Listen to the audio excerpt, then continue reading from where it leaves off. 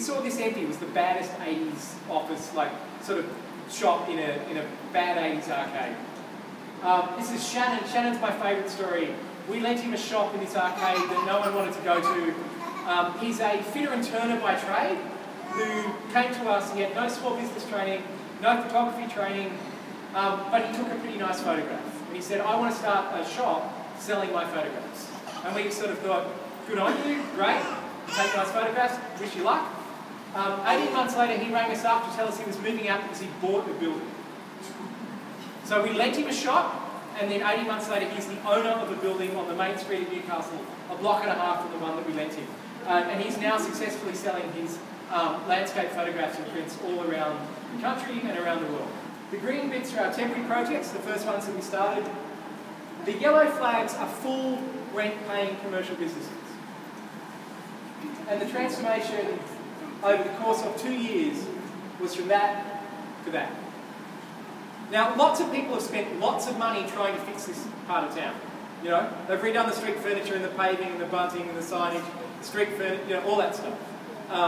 There's been lots of big debates about what the big thing is that needs to happen to fix this. Someone has to come in and spend $200 million redeveloping it, knocking it all down and starting again. It turns out that if you put interesting people doing interesting things into your community will go there. They will support them. They will back them and build them. And those people, if you throw enough ideas at the wall, some of them will stick and they will grow and they will hang around. This is Newcastle. That's my 2008 map of the empty buildings in Newcastle.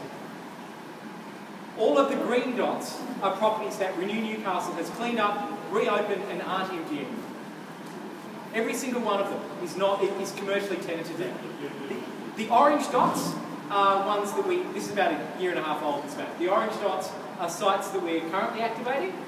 The red dots are still vacant. But the difference between that and that is a pretty massive difference in the city. Changes are pretty dramatic.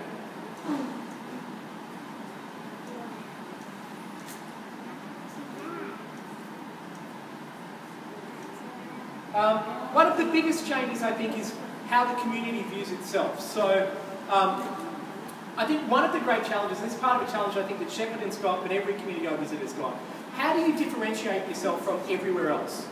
I can wake up, and I travel a lot at the moment, I can wake up, I can look out the window, and I can see a KFC, I can see a Subway, I can see a McDonald's, and I don't know which continent I'm on, let alone which country I'm in, or which town I'm in. The things that attract people, tourists, interest to a place are unique, original and local things that you can only find in that place. So how do you grow them here is a big part of the challenge.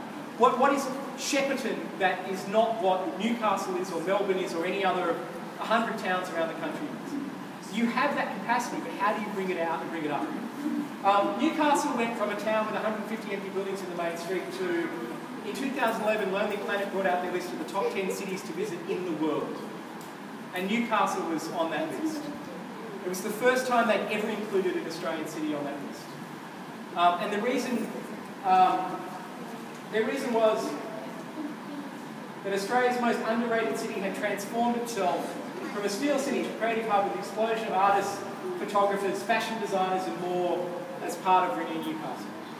So this original layer of activity is bringing tourists and activity and stories. It's creating a whole new narrative and transformation of what Newcastle is. All up, since we began Renew Newcastle in 2008, we've done more than 180 actually is now projects. More than 70 properties in Newcastle. We've worked with nearly 20 private property owners, have been reopened, cleaned up, fixed up and aren't empty anymore. There's been a 60 to 90% drop in vacancy rates in the city. It's been a 25.5% increase in tourism to Newcastle.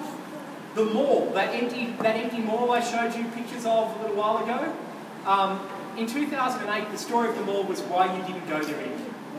Last year Newcastle Council did its annual survey of tourists to the city, and they found that the Hunter Street Mall was the second most popular tourist destination in the city, behind Nobby's Beach. If anyone's been to Newcastle, you'll know Nobby's Beach is pretty good. So it's not bad.